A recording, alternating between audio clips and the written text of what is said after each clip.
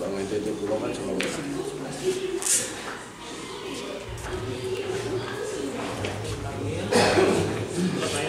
Berapa lama untuk dia bisa terima kembali buktinya? Tidak sampai setengah jam, mungkin juga ikut terlalu lama. Panggil dicetak, diserahkan kepada yang bersangkutan. Oke.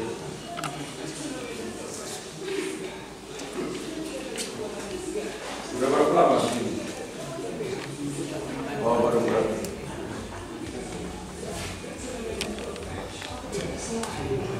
Motor kan? Yang terhormat Gubernur Nusa Tenggara Timur bersama seluruh rombongan yang kami hormati, Wakil Bupati Timur Tengah Selatan bersama jajaran pemerintah daerah Kabupaten Timur Tengah Selatan yang sama kami hormati, Direktur Utama BAN NTT Provinsi Nusa Tenggara Timur, para Kepala UPTD Pendapatan Daerah Provinsi Nusa Tenggara Timur, terkhusus wilayah Kabupaten Timur Tengah Selatan bersama seluruh jajaran, singkatnya Bapak Ibu tamu undangan sekalian yang sama kami hormati. Acara kunjungan kerja Gubernur Nusa Tenggara Timur di wilayah Kabupaten Timur Tengah Selatan pada UPTD Pendapatan Daerah Kabupaten Timur Tengah Selatan dan tatap muka bersama seluruh aparatur sipil negara lingkup Provinsi Nusa Tenggara Timur di Kabupaten Timur Tengah Selatan pada hari ini Jumat tanggal 7 Juli 2023 dimulai. Acara diawali dengan paparan dari masing-masing Kepala UPTD Pendapatan Daerah. Untuk itu disilakan kepada Kepala UPTD Kabupaten Timur Tengah Selatan.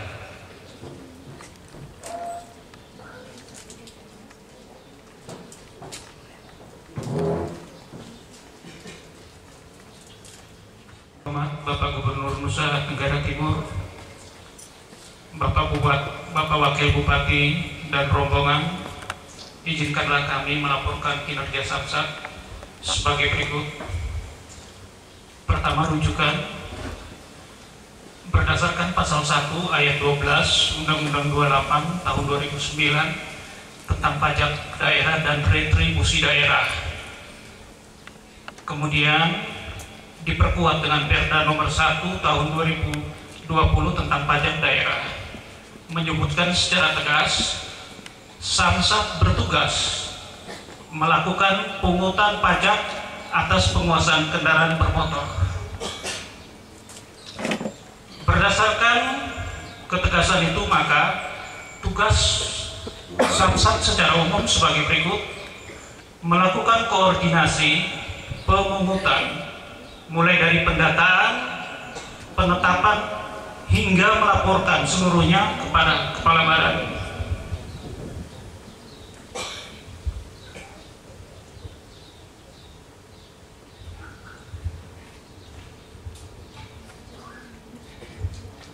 Selanjutnya sekilas kami menyampaikan profil pemungutan di wilayah Kabupaten TTS.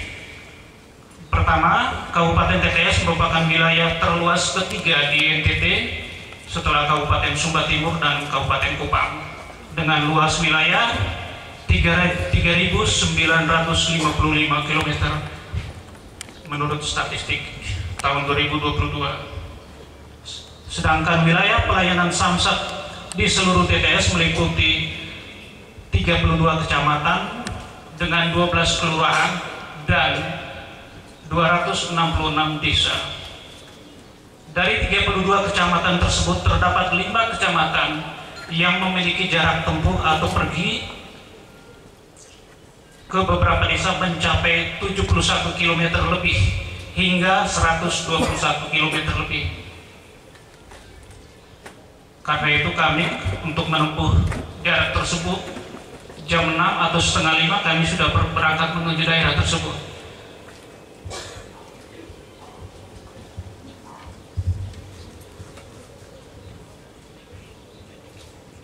Kemudian kami akan menyampaikan program Samsat tidak jauh berbeda dengan teman-teman yang ada di UPT lainnya, yakni penagihan secara door to door menggunakan aplikasi, kemudian kita sertai dengan surat tagihan, kemudian kita lakukan tilang gabungan bersama Polres, Jasara Harja, dan mitra terkait. Selanjutnya kita melakukan sosialisasi melalui berbagai media massa cetak maupun elektronik, kemudian melakukan koordinasi dan komunikasi dengan pemerintah dan hingga kecamatan dan desa, serta pelayanan sampling di pasar impres setiap hari kerja, juga pada hari-hari besar pasar yang tersebar di Kabupaten TTS, serta pelayanan loket. Selanjutnya juga kami akan memaparkan perbandingan penerimaan pajak daerah pada bulan Juni dengan tahun sebelumnya. Tahun 2022 bulan Juni yang kami peroleh adalah 1.903 lebih, sedangkan tahun 2023 kami mencapai 2.450.000.000 lebih. Terdapat selisih lebih, yakni 546 juta lebih.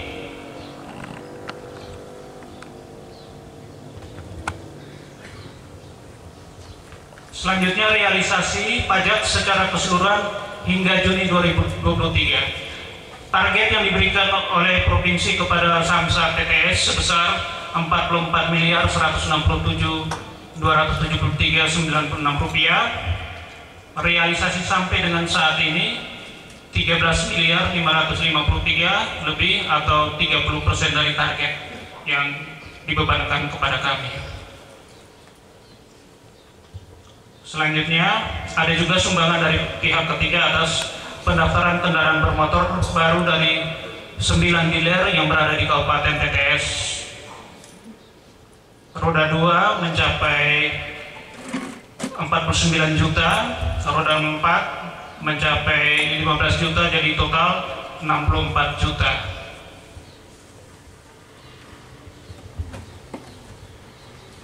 Demikian juga dengan realisasi pungutan pajak air permukaan triwulan pertama sebesar 4.509.000 lebih dari target 27 juta lebih yang diperoleh dari 8 mata air yang dikelola oleh Perumda Air Minum Kabupaten TTS serta 1 mata air yang dikelola oleh PT Bumi Selaras Makmur Sejahtera.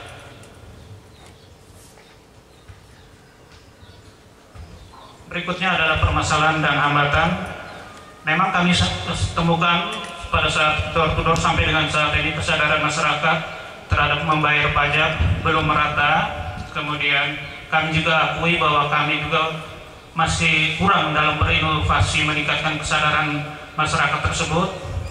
Selanjutnya topografi yang sangat luas dan sulit terjangkau oleh kami, tetapi kami tetap bertekad karena itu merupakan kewajiban kami.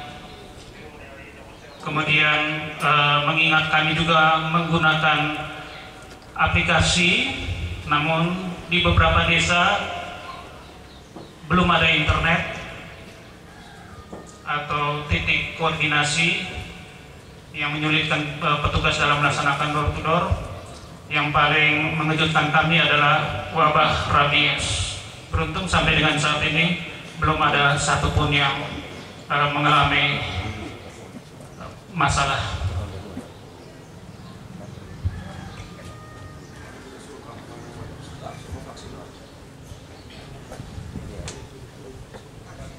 Ya. Terima kasih, Pak. Iya, Pak. Terima kasih. Terakhir usul saran. Mengingat beberapa gedung kami yang termasuk rusak, mohon diperhatikan kemarin akibat badai, kemudian juga sertifikat tanah Bapak yang belum ada hingga saat ini.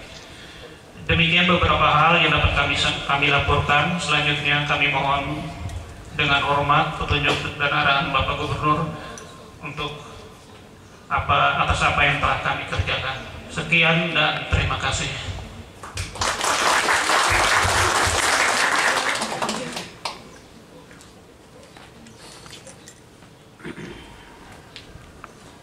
Selanjutnya, paparan dari Kepala UPTD Kesatuan Pengolahan Hutan Wilayah Kabupaten Timur Tengah Selatan.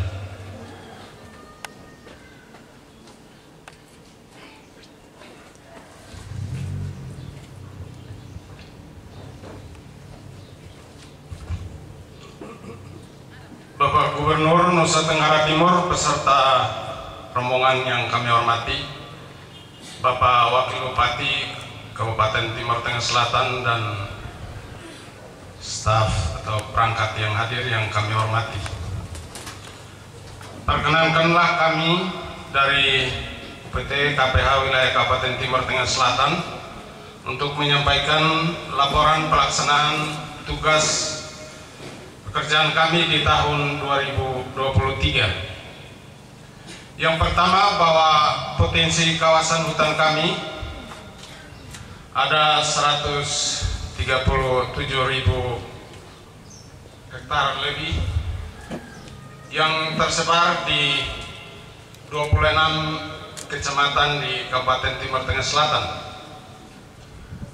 Fungsi hutannya adalah hutan lindung dan hutan produksi. Dalam pengelolaannya kami membagi blok menjadi 5 blok, yaitu blok inti, blok pemanfaatan, blok khusus, dan blok perlindungan. Berkaitan dengan pengelolaan hutan ini, maka upaya kami untuk mengelolanya kami lakukan secara multi pihak, kolaboratif dengan beberapa pihak, antara lain dengan mitra dari LSM, Land for Life, kegiatannya lahan untuk kehidupan dari IKRAF, Pak. Dan itu khusus untuk kawasan hutan Poa Besipae, itu kita rencanakan untuk melakukan pengelolaan kawasan secara terintegrasi IAD sesuai dengan surat Bapak Gubernur kepada Menteri Lingkungan Hidup dan Kehutanan waktu lalu. Itu kita sudah upayakan untuk rencanakan ada areal peternakan, ada areal pertanian, ada areal untuk hutan energi, ada untuk tanaman pangan masyarakat, jagung, kelor, dan juga untuk tanaman buah-buahan hortikultura. Itu khusus untuk kawasan hutan Besipae. Sementara untuk kawasan hutan yang lain itu sudah ada kegiatan perhutanan sosial. Di wilayah TTS ini sudah 3.000 lebih hektar izin atau persetujuan perhutanan sosial yang dikeluarkan oleh Kementerian Lingkungan Hidup dan Kehutanan kepada 18 kelompok atau gabungan kelompok tani hutan. Dan saat ini secara kolaboratif juga kita dengan mitra terkait sementara menata areal itu untuk bisa dimanfaatkan oleh masyarakat. Kita sudah lakukan pertemuan-pertemuan dengan mereka, difasilitasi oleh beberapa pihak, terutama oleh IKRAF dan SIFOT. Itu kita sudah lakukan di 2 desa, menyusul 8 desa. Dan kita perlu melakukan penataan areal terhadap ini, dan kita juga sudah bermohon kepada Balai Pemantapan Kawasan Hutan di Kupang untuk segera melakukan penataan areal terhadap 10 kelompok. Sementara 8-nya akan menyusul. Apa yang dilakukan di dalam areal itu adalah melakukan penanaman. Ini yang kita lakukan terhadap 2 kelompok itu sudah dibagi-bagi arealnya. Di Desa Oil Bubuk dan Desa Noindila itu ada blok untuk perlindungan, blok untuk pemanfaatan, dan juga untuk pengembangan tanaman pangan masyarakat, dan juga untuk areal bagi pengembangan ternak, untuk pengembangan ternak. Demikian juga dari peternakan provinsi dan kabupaten di Jawa Timur. kalau untuk yang waktu kita menyusun RKPS itu kita undang dari peternakan, pertanian, dari perikanan, koperasi, pariwisata datang. Dan ini menyusul nanti 8 kelompok lagi, Pak. Ini minta maaf untuk berikut, nanti kami berupaya untuk memohon kesediaan juga dari Bank NTT untuk hadir bersama-sama sehingga bisa mendukung pembiayaannya. lembaga-lembaga perbankan kita harapkan bisa mendukung, karena masyarakat kita ini mempunyai kemampuan permodalan yang sangat terbatas. Itu yang kita harapkan, bantuan daripada pihak perbankan. Dalam pengelolaan hutan ini juga ada beberapa hal yang menjadi kendala bagi kami, adalah soal kepastian kawasannya. Untuk itu maka kita dengan BPKH Kupang sementara ini nanti akan melakukan penataan batas terhadap kawasan hutan sepanjang 300 km di tahun 2023 ini, dan itu sudah disediakan biayanya melalui APBN. Terus yang berikut adalah soal investasi. Ini masih minimnya investasi di sini. Harapan kita ada pihak-pihak swasta dan badan usaha milik negara ataupun pihak lain yang bisa berinvestasi untuk mengembangkan potensi kawasan hutan, baik itu lahannya maupun potensi wisata yang ada di dalam. Permasalahan yang berikut soal keamanan kawasan, tentu kami berupaya semaksimal mungkin dengan kemampuan tenaga Polhut yang ada, dan kami juga bermitra dengan masyarakat melalui kelompok yang namanya Masyarakat Mitra Polhut untuk bisa melakukan pengamanan hutan. Kami juga berupaya untuk mengembangkan dan memanfaatkan potensi hasil hutan bukan kayu yang ada. Di TTS ini ada banyak potensi hasil hutan bukan kayu, asam, kemiri, madu, bahkan terakhir ini alpukat, itu juga diperdagangkan sampai antar pulau. Dan juga ada tanaman pewarna. Tanaman berwarna alami ini baru-baru kita di bawah bimbingan Warlami sudah melakukan pembinaan kepada beberapa kelompok masyarakat untuk bisa mengembangkan pewarna alam ini.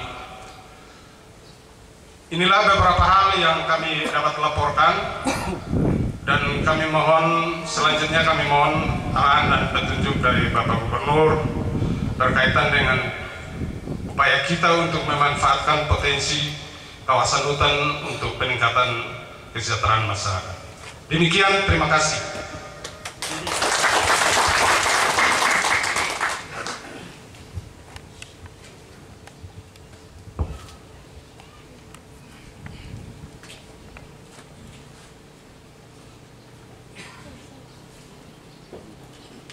Hadirin yang kami hormati, selanjutnya arahan Gubernur Nusa Tenggara Timur yang akan disampaikan oleh Kepala Dinas Lingkungan Hidup dan Kehutanan Provinsi Nusa Tenggara Timur, Bapak Onde Siagian, disilakan.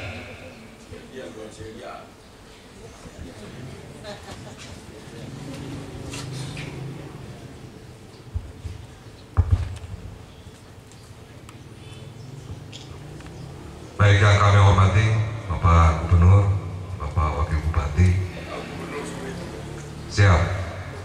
Jadi saya saat ini diutus sebagai Gubernur untuk memberikan arahan yang terhormat Bapak Wakil Bupati Timor Tengah Selatan, Bapak Dirut, Kepala UPTD Pendapatan, Kepala UPTD KPH, seluruh kita yang hadir dalam kesempatan yang baik ini. Selamat pagi. Shalom. Safe. Assalamualaikum warahmatullahi wabarakatuh. Om Swastiastu. Namo Buddhaya. Salam kebajikan dan salam sehat. Pertama-tama patut kita panjatkan puji dan syukur karena Tuhan, karena kita semua pada pagi hari ini dalam keadaan sehat dalam perlindungan Tuhan, hingga kita berkumpul untuk kita barusan telah mendengarkan aksi-aksi yang telah dilakukan baik oleh UPT Pendapatan dan juga UPT KPH. Beberapa hal dapat kami sampaikan, dipaparkan tadi aksi-aksi yang sudah dilakukan, namun sekali lagi perlu tetap dilakukan aksi-aksi yang luar biasa, bukan aksi-aksi yang biasa-biasa saja. Hal-hal yang telah dilakukan di lapangan, baik oleh UPTD Pendapatan dan UPTD KPH, telah dilakukan progres-progresnya. Untuk UPTD Pendapatan harus dilakukan pekerjaan-pekerjaan yang bukan hanya target pendapatan dan retribusi, tetapi juga harus melihat potensi-potensi ikutannya atau dampak daripada baik pajak dan retribusi. Contohnya, dari kunjungan-kunjungan ke lapangan yang tadi sudah disampaikan, bukan hanya melakukan penagihan pajak dan retribusi, tetapi lebih dari itu juga melakukan pendataan-pendataan yang ada kaitannya dengan kemampuan masyarakat untuk bisa menarik pajak, membayar pajak dan retribusi. Oleh karenanya perlu melakukan analisis pendataan lebih jauh, seperti ketika teman-teman sekalian di lapangan melakukan penagihan, tetapi juga sekaligus melakukan survei terhadap kemampuan pendapatannya. Mungkin dia tidak punya kemampuan saat ini untuk membayar pajak, oleh karenanya menggali alasan apa tidak dapat memenuhi kewajiban pajak dan retribusinya. Menggali lebih jauh aktivitas kehidupan ekonominya, misalnya berkebun. Ya. Oleh karenanya, di sini juga ada Kepala UPTD Kehutanan. Kepala UPTD Kehutanan menyiapkan bibit bukan hanya untuk di hutan, tetapi untuk di luar hutan juga, untuk lahannya. Nah, bibit-bibit ini bisa dimanfaatkan oleh target-target masyarakat wajib pajak untuk mereka bisa ikut menanam. Ya, kami Provinsi NTT sudah menjadi sentra bambu Indonesia. Ya, Bapak Jokowi beberapa waktu lalu menetapkan NTT sebagai sentra bambu. Bambu merupakan potensi ekonomi yang luar biasa. Kalau dari umur pertumbuhannya, bambu ketika mulai ditanam, rumpun bambu itu akan bertumbuh, satu batang bambu bertumbuh setiap hari itu 3-10 cm. Artinya bambu ini juga saat ini merupakan tanaman yang potensial. Nah, ini sudah dikenalkan mulai dari sentra bambu yang di Bajawa dan Flores lainnya, bahwa bambu ini bisa dibuat menjadi bambu laminasi, papan bambu, dan sudah ada diproduksi juga sepeda bambu bekerja sama dengan mitra kita Yayasan Bambu Lestari. Ini menandakan bahwa bambu memiliki potensi yang luar biasa, termasuk bambu bisa diproduksi untuk kerajinan-kerajinan masyarakat. Nah, oleh karenanya dengan memanfaatkan potensi tersebut, diharapkan masyarakat mendapat pendapatan, dan dengan pendapatan yang meningkat maka memiliki kemampuan untuk membayar pajak dan juga retribusi. Oleh karenanya diperlukan bukan hanya sekedar data potensi pembayar wajib pajak dan retribusi, tetapi juga potensi ekonominya. Ini yang harus kita bangun bersama. Keberadaan UPTD Pendapatan dan UPTD Kehutanan merupakan perwakilan provinsi yang ada di Kabupaten TTS ini. Oleh karenanya, Pak Wakil Bupati ada di sini selalu berkolaborasi dengan pemerintah daerah.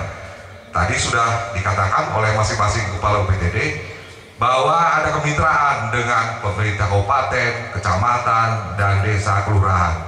Ini terus dilakukan. Kemitraan, kolaborasi harus dilakukan. Karena saat ini tidak bisa kita bekerja sendiri.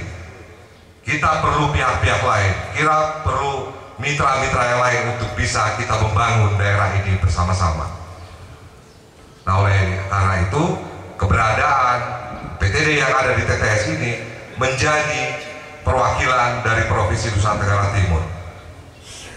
sebagai gambaran bahwa ketika Pak Bupati dan Pak Wakil Bupati ada acara apapun, yang diingat oleh Pak Bupati dan Pak Wakil Bupati adalah yang pertama adalah mengundang kalian berdua sebagai kepala UPTD untuk acara apapun. Nah, itu menandakan bahwa kalian kepala UPTD masing-masing ini punya keeratan baik secara emosional dan tugas untuk membangun Kabupaten Timur Tengah Selatan. Tadi disampaikan oleh Kepala UPT Kehutanan bahwa ada pengembangan-pengembangan yang juga sudah dilakukan. Ini kami berharap kemitraan yang sudah dibangun ini terus dilakukan dengan aksi-aksi yang saya katakan tadi, aksi-aksi yang luar biasa, yang tidak biasa-biasa saja. Terakhir saya mau sampaikan bahwa untuk semua ASN di dua UPTD ini, bahwa dalam bekerja untuk semua ASN dan terutama ASN yang ada di UPTD Pendapatan dan UPTD KPH harus memiliki motivasi dalam bekerja. Yang pertama, memiliki dedikasi. Ya, dedikasi itu mempunyai semangat, ya, semangat untuk berani berkorban, baik tenaga dan waktu. Itu dedikasi.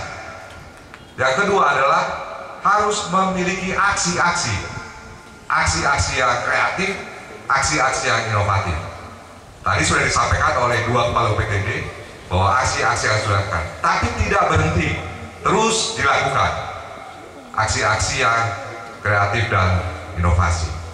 Kemudian juga harus menjadi ASN yang unggul. Ya, tema kita adalah menyusun Indonesia Emas.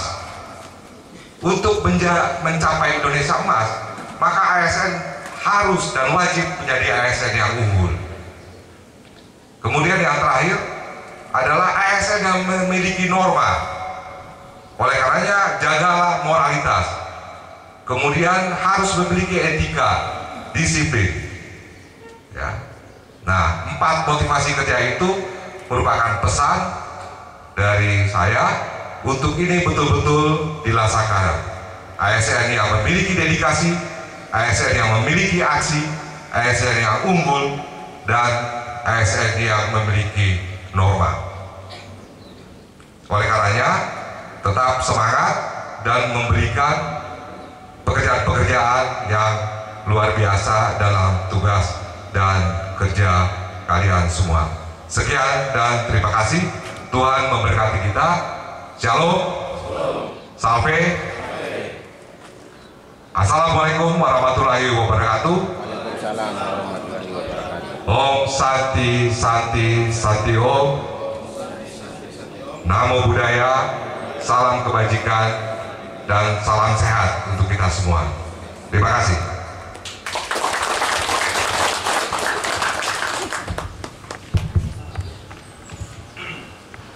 Baik,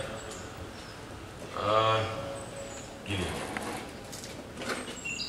kalian cara berpikir birokrat itu masih kental. Sementara pekerjaan dunia hari ini, profesi apapun, mari Bapak Ibu, profesi apapun, kita sudah mulai mengukurnya dari kemampuan kolaborasi sampai ujungnya itu berapa produktivitas. Jadi kamu punya pekerjaan itu begitu, kolaborasi kamu kerja sendiri modalnya begini. Kalau kamu kolaborasi, tadi disampaikan Pak Ondi tadi, kolaborasi yang maksudnya tadi, kamu kerja sama dengan Bank NTT, kamu kerja sama dengan pertanian. Mengapa perlu tadi input informasi, data berkaitan dengan perilaku, keadaan di setiap desa itu perlu dilanjutkan karena kita mau tahu, you nggak bayar pajak ini kenapa? Aku punya kemampuan beli kendaraan kalau nggak bisa bayar, itu kan perlu analisis di sana. Oh, memang yang bersangkutan hanya tidak mau bayar saja, atau yang bersangkutan dulu punya kemampuan tetapi ternyata mengalami sakit atau apa? Nah, kan ini analisis lanjutannya harus ada. Jangan kita bilang orang tidak mau bayar lagi, atau harus ada analisis. Atau kendaraannya sudah dijual sehingga pengalihan kendaraan itu tidak dilaporkan atau keluar dari daerah ini. Kalian punya analisis harus keluar di sini. Tidak bisa seperti itu aja. Kerja-kerja yang profesional itu kerja-kerja yang kalau orang lihat saja, datang orang bego, orang tidak mengerti, so lihat saya bilang, oh ya, kerja bagus. Nah, itu kalian perlu tingkatkan. Cara-cara kerja dengan hanya melampirkan data-data kasar dan cenderung itu menjadi sebuah dokumen yang dari dulu sudah begitu terus, itu tidak akan menunjukkan kamu akan maju. Nah, contoh, kamu ada program pada dengar tanam jagung panen sapi. Nah, kamu analisis, kamu pegang itu, bicara dengan perbankan. Saya punya pembayar pajak yang dia tidak punya kemampuan lagi karena bangkrut umpamanya, karena yang bersangkutan diberhentikan dari pekerjaan, karena ini dirumuskan lalu dia cari solusi. Memang bekerja di NTT itu dengan bekerja di DKI itu beda, dari Pulau Jawa beda. Kita di NTT mesti begitu kamu menjadi pemimpin, kamu diwajibkan untuk bekerja melampaui daripada tugasmu. Nggak bisa kerja dengan nomenklatur kamu, nggak bisa kerja karena job description kamu, tetapi kamu mampu melewati karena tempatnya berat, tempatnya susah, kurang, semuanya serba kurang. Nah, semua serba kurang, kalau ia menyerah ya nggak ada kerjaan. Tapi kan itu disebut inovasi. Inovasi itu adalah kemampuan seseorang untuk mampu bekerja secara efektif, melahirkan produktivitas dengan cara-cara yang tidak biasa karena dia serba kekurangan. Nah, itu namanya inovasi. Karena itu di NTT dimanapun kamu pergi, pasti kamu menemukan banyak sekali masalah-masalah yang dibandingkan dengan provinsi lain, di Jawa umpamanya atau di Bali, itu tidak ditemukan seperti kita. Nah, karena itu memang butuh sebuah effort, sebuah usaha untuk kita bisa keluar dari situ. Kamu berdua sebentar lagi, tidak lama lagi kamu sudah berangkat pulang meninggalkan dunia ini. Siapa yang mengingat kamu? Orang ingat kamu itu apa coba kira-kira? Apakah orang ingat kamu pernah kepala kantor UPT? Ya ingat. Tapi kalau mama kerja juga tidak bikin orang hebat, ingat mungkin 2 minggu, nah itu orang sudah lupa bosnya. Tapi kalau you punya effort, you punya desain kerjanya itu luar biasa, orang akan ingat lu kapanpun kamu pergi, kamu tetap diingat sepanjang masa. Nah, karena itu pekerjaan kita itu bukan untuk dapat uang semata untuk makan minum keluarga, tapi sekaligus kamu meletakkan sebuah garis sejarah kehidupan. Dan itu perlu dibangun dengan pikiran yang cerdas, keinginan hati untuk melayani, dan berani mengambil risiko. 3 karakter itu harus kalian bangun di dalam setiap kepemimpinan kalian.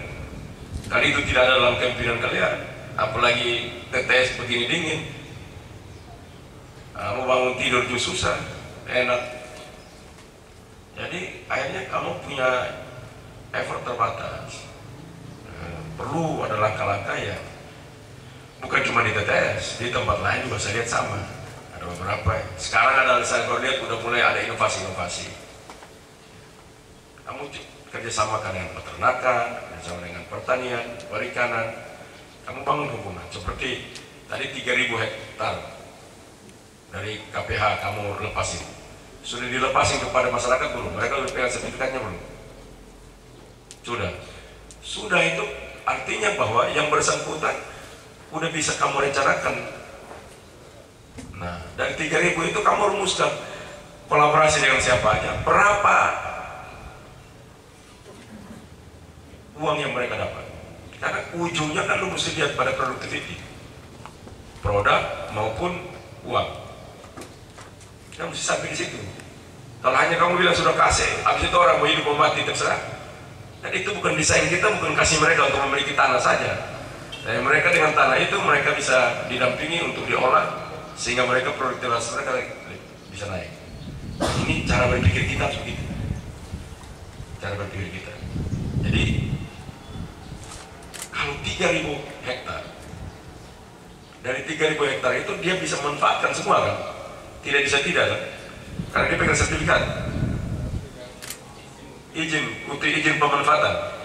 Nah, kalau itu rumuskan cepat, kamu bisa kerjasama dengan Bank NTT, kamu bisa kerjasama dengan Dinas Peternakan Kabupaten, Dinas Pertanian Kabupaten, untuk kalian rencanakan pembangunan betul. Nah, sampai harus dia berhasil, apalagi kamu di hutan. Kamu tahu bahwa tanam itu kan tidak mungkin kamu tanam 1 juta lalu tumbuh 1 juta. Kamu nunggu 3 tahun, setelah itu dia menuju ke kemandirian. Betul toh? Apalagi di NTT. Seperti tadi Pak Ondi sampaikan tentang bambu. Bambu, anakan bambu kalau tanam, dia survive di tahun keempat, tahun kelima.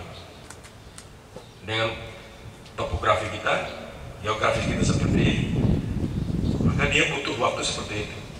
Jadi kalau kamu tanam, ajak orang tanam, lalu kamu bilang kami sudah tanam sekitar 1000 pohon, bukan tanamnya yang kita perlu laporkan saja, tapi tumbuh berapa. Nah, jadi jangan hanya omong tanam, tapi tumbuhnya berapa banyak. Habis tumbuh, yang menghasilkan dari yang tumbuh ini berapa banyak yang menghasilkan. Jadi jangan kita batasnya sampai di situ aja. Ini menjadi catatan saya karena banyak sekali yang kita hobi melaporkan tanam. Contoh, menanam mangrove 1000 anak mangrove ditanam. Ya, 1 tahun kemudian tumbuh nggak? Atau mati semua. Jadi laporannya tanam tapi tidak pernah tumbuh. Nah, itu catatan-catatan yang saya ingin untuk kalian harus terus membangun cara berpikir sehingga tanggung jawab dan menghasilkan produktivitas dalam pekerjaan-pekerjaan profesional kalian itu bisa dapat dipertanggungjawabkan. Dan itulah menyebabkan orang ingat kamu. Pohon ini kekayaan saya dari tumbuhan-tumbuhan seperti ini, tanaman-tanaman perkebunan seperti ini, atau budidaya hortikultura seperti ini datang dari Bapak ini. Orang akan ingat kamu.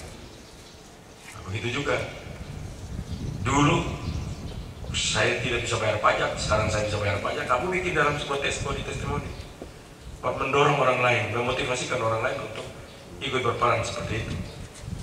Nah, kamu sudah di pasar-pasar itu sudah bagus, tapi kamu mesti cek, datang ke pasar sini bawa apa saja, yang bayar pajaknya, pembayar pajaknya semua, daftar bayar pajak ada di situ. Bikin tilang, kamu kerjasama dengan kepolisian untuk melakukan tilang.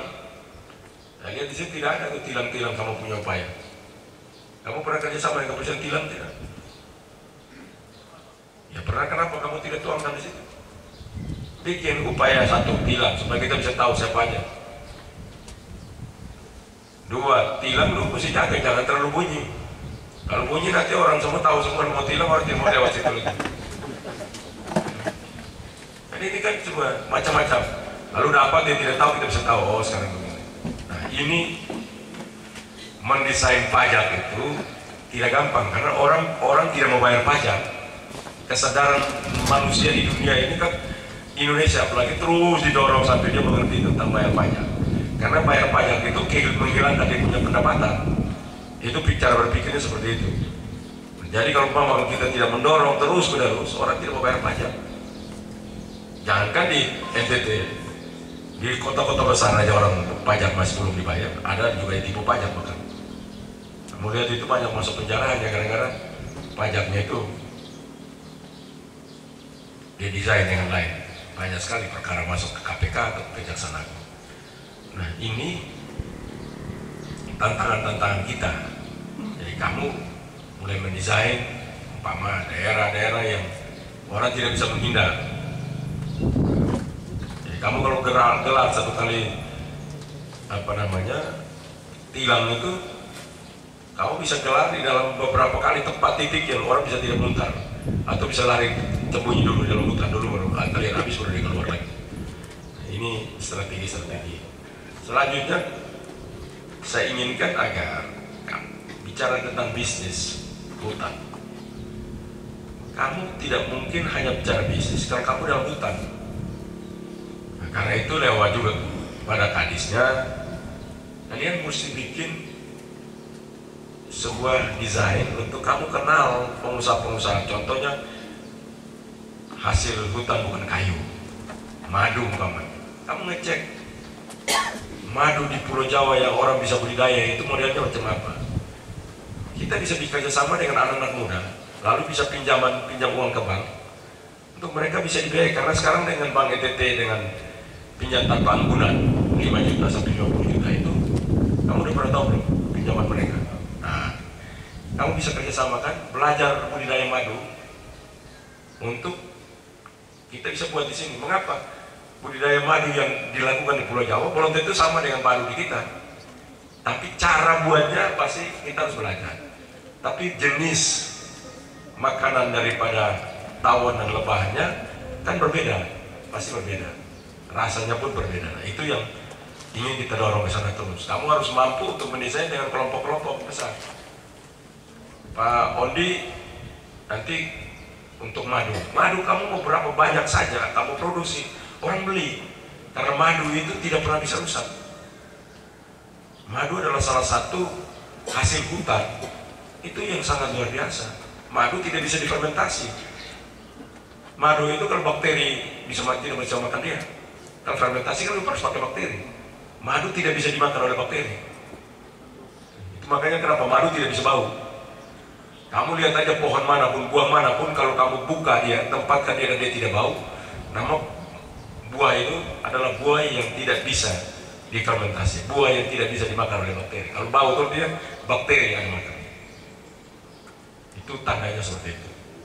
Jadi kalau umpama buah dilat itu, kamu di sini ada tidak? Ada. Ada. Nah, coba aja lo ambil buah dilat yang sudah matang, you buka taruh di rumah supaya tiap hari kau analisis. Buah itu tidak akan bau. Karena buah itu tidak bisa dimakan oleh bakteri. Dia akan kering, terus kering tanpa dia bisa tidak bau. Itulah. Jadi itu yang kalian riset lanjutkan. Melakukan riset dan kasih tunjuk. Jadi kolaborasi kamu dengan lab buah dilat umpamanya. Hari ini kan belum ada orang yang riset buah dilat. Tapi kalau dari umpama kehutanan bisa kasih keluar buah dilat untuk dia riset, kamu memberikan pengetahuan kan luar biasa. Bahwa selain dari madu, buah ini pun tidak bisa difermentasi, tidak bisa dimakan oleh bakteri. Ini kelanjutannya. Jadi kamu mengalirkan pengetahuan, nanti dari situ kita bisa pakai esensinya untuk apa? Kalau begitu kita pakai esensi buah dilat ini untuk macam-macam. Nah, kamu punya pendapatan lain lagi, risetnya jalan, kamu punya hasil riset, kamu juga bisa menjual hasil riset itu untuk kepentingan lain. Bahkan buah dilatnya terkenal. Kelor sekarang sudah terkenal luar biasa, tapi buah dilatnya belum dikenal. Bahasa Latinnya apa ini? Ada bisa tahu? Buah dilat? Enggak, itu orang kehutanan. Buah dilat ini bahasa Latin apa? Dia bahasa Indonesia apa ya? Hah? Enggak, buah maja ya? Buah maja? Bukan? Buah maja ya? Coba kalian cek di punya bahasa Latin nanti. Nah, maksud saya yang kayak gini-gini ini kami bangun. Itu pohon yang luar biasa buat kita, tapi kita tidak pernah lihat. Saya ketahui ini karena pernah saya lewat itu, saya ambil pohon buahnya, saya buka, saya coba di luar untuk saya melihat apakah buah ini difermentasi bisa tidak. Ternyata tidak bisa. Aiglen Marbelos. Oh, kelompok melon itu ya. Jadi itulah mengapa saya mendorong kalian untuk keluar dari kebiasaan-kebiasaan kita. Kita melahirkan pikiran-pikiran. Karena itu ilmu pengetahuan. Hari ini coba kalian cek riset dalam buah ini ada tidak? Udah riset belum ada buah ini? Hah? Coba dicek. Jangan bilang melong kalau belum cek. Begitu loh maksud saya. Kalian kerja itu seperti itu.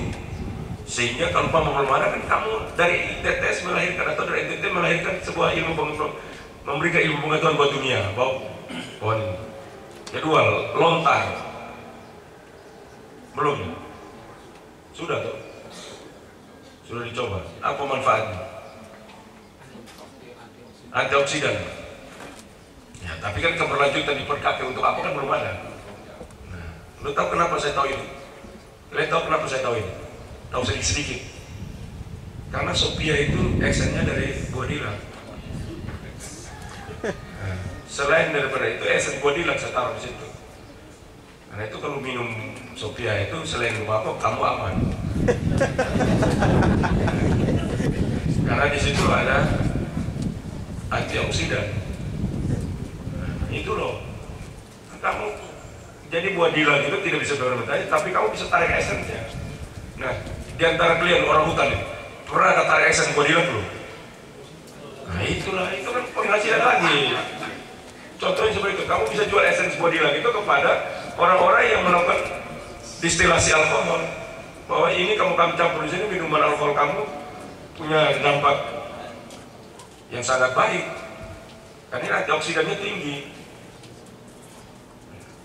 Nah, ini contoh-contoh begitu loh maksud saya. Kalian harus terbiasa untuk melakukan riset. Nah, riset tambahannya kan bisa kalian kerjasama dengan Dana, kalau Bogor. Kalian bisa kerjasama. Kalian sekolah banyak di kehutanan ini kan sekolah banyak dari mana-mana, dari Gajah Mada, dari Bogor. Kalian bangun relasi-relasi seperti itu. Karena mesti boleh saja kalau ditetes, tapi relasi kamu tidak putus sampai dimanapun. Itu loh contohnya. Nah ini harus dibangun. Kalau kamu tinggal di TTS lalu kau kunci semua dirimu kau di tes, ya tunggu mati saja kamu di sini. Nah, karena itu memang cara berpikir kita yang sangat terbatas itu harus kita mulai pelan-pelan. Bahasanya kalian, bahasa birokrat itu katanya ego sektoral. Itu sebenarnya satu pintar tapi tidak peduli, atau memang dia tidak mengerti. Hanya itu dua saja. Lahirnya itu ego sektoral itu artinya memang dia tidak mengerti, atau dia ngerti tapi dia tidak peduli. Masa gue banyak setoi selalu. Nah itu tidak peduli itu. Nah, jadi kalau mama ini, kalau kalian meninggalkan ini peduli dan cerdas, apalagi tambah berani lagi, itu 3 karakter. Ya kau pergi gereja sampai kau berdoa sampai kau mati bawa rumah gereja pun tidak bisa masuk surga. Kalau kau tidak punya karakter ini. Kalau kalian dengar kan pendeta aja sekalian tentang Imago Dei. Imago Dei itu apa? Imago Dei itu apa? Coba ada yang kasih tahu saya. Imago Dei,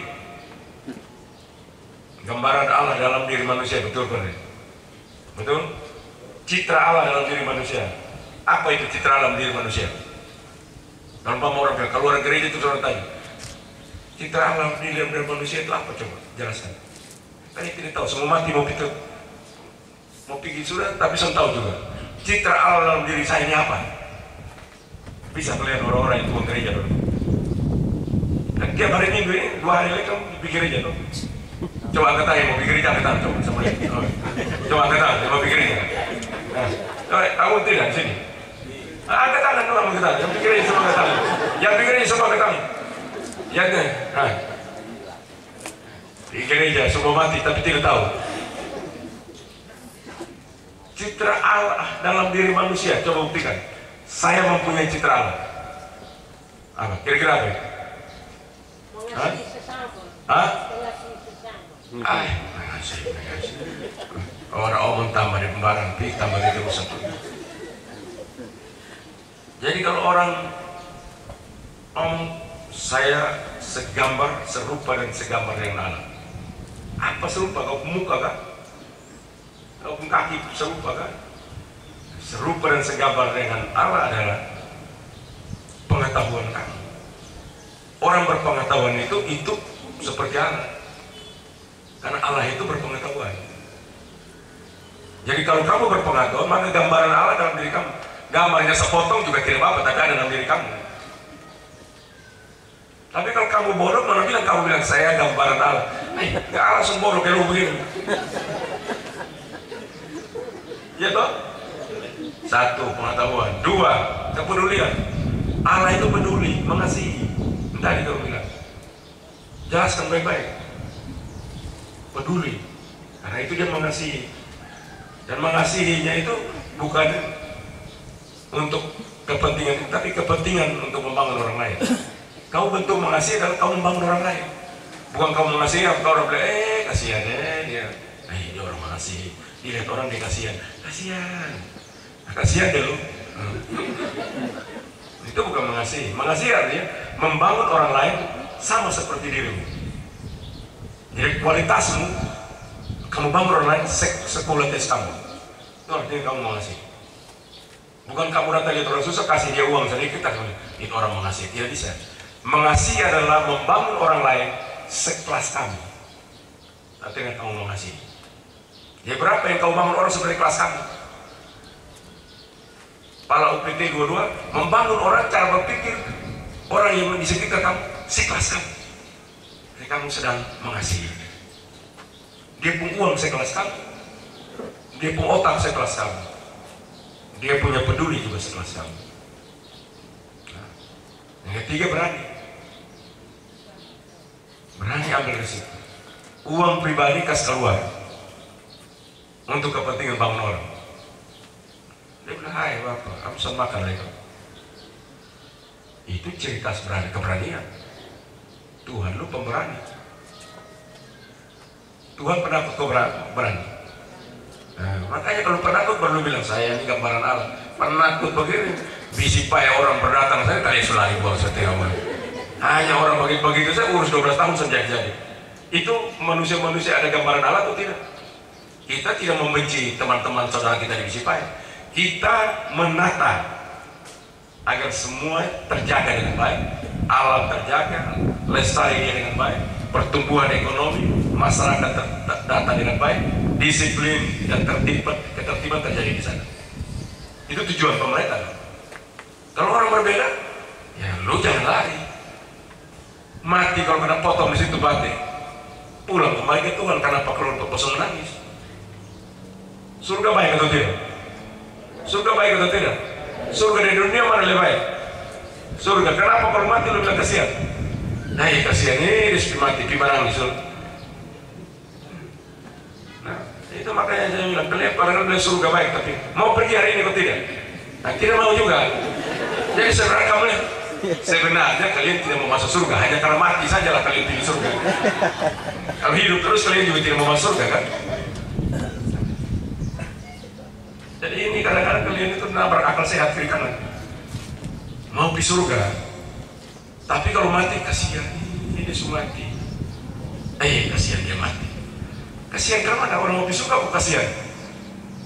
Itu menabrak akal sehat. Nah cara kerja begini, cara berpikir yang keliru akan dibawa di dalam perilaku hidupmu. Karena kamu tak salah berpikir. Kalau salah sudah di kepala, salah di hati, sanjang. Cara gue ini harus lengkap. Orang bilang manusia berpikir rasional. Apa itu rasional? Rasional artinya lu ada niat, ada mau, kemauan. Hatimu mau untuk melakukan sesuatu. Tapi untuk hatimu mau tidak cukup hebat kalau otak diisi tidak ada. Karena itu rasional artinya keinginan hati yang mendapatkan konfirmasi dari kognisi. Jadi makin isi kognisimu makin banyak, maka rasionalitas yang dilahirkan itu lebih baik. Hasil nilai itulah disebut rasional. Jadi kalau guru bilang, wih rasional sekali, itu artinya itu lahir dari hati dan dapat konfirmasi daripada kepala kita, otak kita. Nah itu baru dibilang rasional. Jadi sebenarnya kalau omong rasional itu jangan omong sembarang kalau tidak tahu. Tidak tahu rasional itu apa. Maka dia ngomong kasih, tapi dia tidak tahu mengasihi itu apa. Pikirnya ulang-ulang, baca ulang. Hukum pertama, kasihlah Tuhan Allahmu dengan segenap hatimu dan dengan segala akal budimu. Sekarang saya mau tanya dulu, bagaimana cara saya bisa lihat kau mengasihi Tuhan Allah segenap hati? Bagaimana cara? Kasih tunjuk saya. Bagaimana cara? Bisa kan? Bisa. Ada yang bisa? Masuk neraka semua. Bagaimana kalian bisa? Nah itulah makanya Tuhan bilang hukum kedua yang sama dengan itu. Itu hukum cuma satu saja. Hukum kedua yang sama dengan itu. Artinya hukum itu yang satu, bukan dua hukum. Kan dia bilang hukum kedua tapi sama. Artinya dua dalam satu. Nah, yang pertama itu kita tidak bisa ukur konkretnya. Bagaimana kita? Tidak pernah ketemu Tuhan, tidak pernah kasih Tuhan. Kalau Tuhan ada bilang mengasihi saya, kita tidak pernah ketemu Tuhan. Maka dia bilang ada caranya adalah kasihlah sesama manusia. Manusia kita dapat lihat tidak? Nah, berarti kalau urus ini manusia ini, berarti kamu mengurus Tuhan segenap hati dan saya akal budi saya. Maka semuanya, berarti kau punya uang, kau punya waktu, kau punya tenaga, kau punya ilmu, semua diberikan buat orang itu yang susah. Itulah kamu mengasihi Tuhan Allah dengan segenap hati dan segenap akal budimu. Ada yang bisa lakukan itu. Besok nanti itu ada di Pak Bupati kampung, kamu Bupati kampung, Welasisan. Tapi ada Welasisan ada yang tidak makan, lapar, haus, telanjang, terpenjara, sakit, orang asing. Stunting berapa? Ada yang bisa ambil stunting di sini. Kalian sudah ambil stunting 1 orang 10 orang belum? Nah, itu contohnya. Kau pikir aja pulang pit stunting pun kau tidak tahu ya sana, kau masuk neraka. Bukan saya bilang, dia sudah bilang. Di saat aku lapar, haus, telanjang, kau bilang, saya mengasihi Tuhan luar biasa. Hai Osimus, apa namanya, Kaulasi, apakah engkau mengasihi saya? Saya mengasihi Tuhan luar biasa. Buktikan. Tuhan saya gereja terus. Pas setan selalu di situ.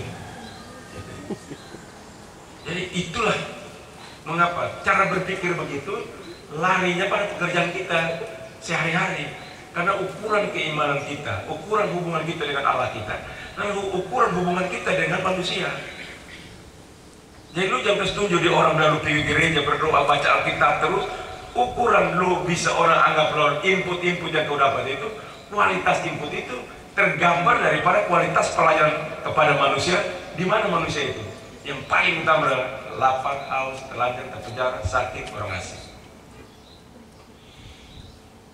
Kalau kalian bisa gambarkan itu, maka pekerjaan lu menagih pajak itu akan sangat memberikan kau motivasi hebat.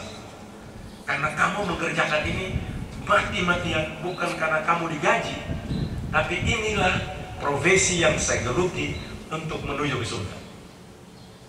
Sehingga kamu tahu, dari pekerjaan ini saya telah menolong berapa banyak orang. Kau penagih pajak, tapi kau masuk surga. Kenapa? Bukan kau menyusahkan orang, kau cari solusi buat orang ini maju. Nah, itu berarti kamu hebat. Kamu sedang membangun orang lain di luar dirimu sendiri, sekualitas dirimu. Kamu telah menjalankan hukum kasih itu. Nah, jadi karena itu saya kasih ingat, kenapa kita berpikir buah dilat itu. Kalau kamu bisa bikin buah dilat hebat, esennya hebat, kamu bikin kaya orang lain. Selain kau kaya, orang lain juga kaya karena orang tanam pohon dilat. Dengan ditanam pohon dilat maka ada tumbuh pohon baru. Betul tidak?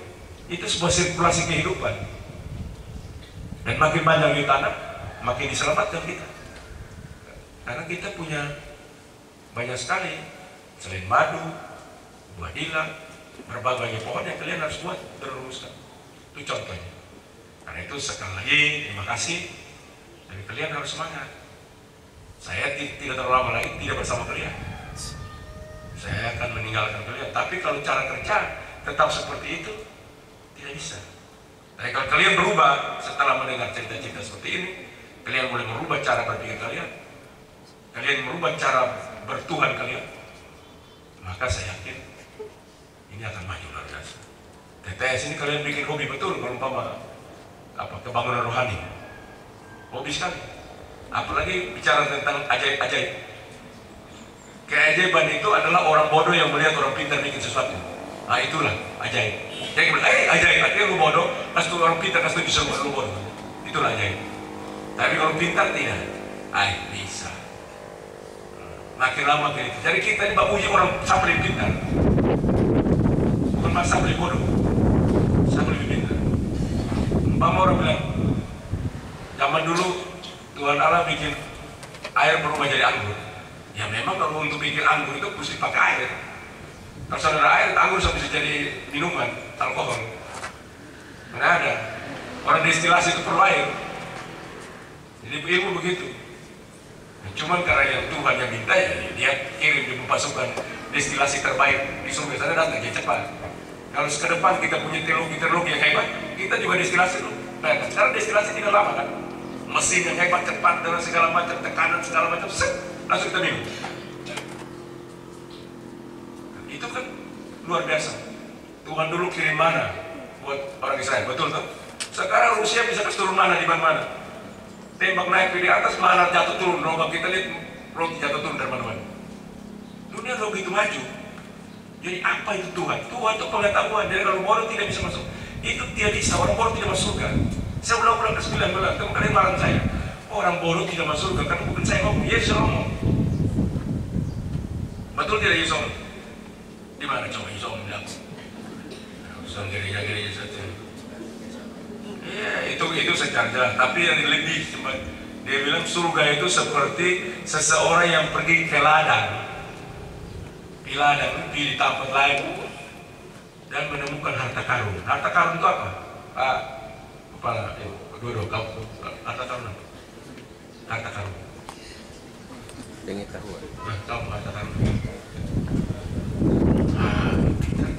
Harta yang terpendam, harta yang tersembunyi, harta yang tidak terlihat. So baca-baca Alkitab itu tidak mengerti. Harta yang tidak terlihat, harta terpendam, harta yang tersembunyi. Harta yang dapat lihat buah dila kayaknya tidak kerja apa yang tersembunyi betul. Artinya harta yang berlimpah-limpah dari hartamu. Maka itu dia pergi dan jual seluruh hartanya dan pulang membeli ladang itu. Orang ini baru pintar berarti. Kalau masuk surga pintar, bodoh tidak bisa. Yang harta dapat lihat sendiri, kenapa harta yang tersembunyi dong? Artinya Yesus bilang mau masuk surga, otak lu buka, maksudnya senjadi dan galih. Jadi karena itu tantangan kita di situ. Kamu dilatih untuk menjadi orang pintar. Jadi bukan pergi gereja. Kalau pergi gereja kalau bodoh terus berarti salah. Gurunya salah. Guru itu dia mengajarkan sesuatu. Bila ditanya, dia bisa jawab. Guru mengajar matematika, orang tanya di matematika dia bisa jawab. Kalau dia tidak bisa jawab, maka dia bukan guru lagi. Berhenti sudah. Umpamanya dia bilang 1 tambah 1 2 anak-anak. Lalu anak-anak ada yang sedikit otaknya agak liar sedikit. Ibu guru kenapa tidak 4? Ibu guru bilang itu ibu pasti nak, karena itu 4. Kenapa dia pasti? Dari dulu sebegitu pasti. Kenapa dari dulu dong bikin pasti sedia? Terus Muhammad Robert main pasti begitu. Artinya ini guru patut berhenti karena dia tidak bisa menjawab dia punya ajaran dengan baik. Harusnya kalian pintar, dia bilang ini datang dari ilmu ukur sudut. Maka tulis satunya tepung sudut satu sah. Maka orang biasa tulis satu yang benar adalah ada satu sudut di atas. Itu tulis satu yang benar. Tambah satu sudut lain naik satu 2 sudut. Hasilnya harus tulis 2 sudut. 2 sudut hasilnya. Tidak bisa 4 karena yang ada cuma 2 saya. Itu namanya guru. Sama kalau bapak pendeta itu guru juga. Tanya, Pak Pendeta percaya Tuhan Yesus? Ya, saya percaya Tuhan Yesus. Tuhan Yesus percaya Bapak? Mungkin saya dijawab, ya Tuhan Yesus percaya saya. Buktikan. Oh, saya masih hidup ini.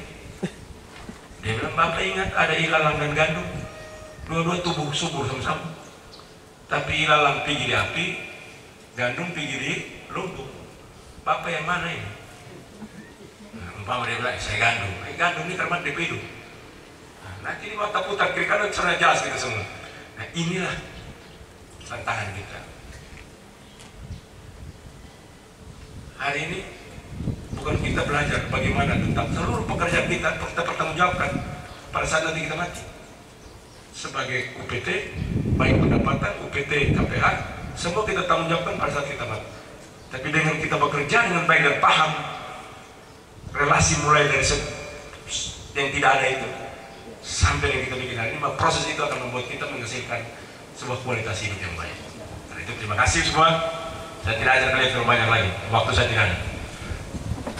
Mudah-mudahan kalian punya telinga dan otak yang cukup untuk dapat berubah ke depan dan menjadi manusia-manusia unggul melahirkan kesejahteraan kedamaian bagi sesama di Timur Tengah Selatan. Terima kasih.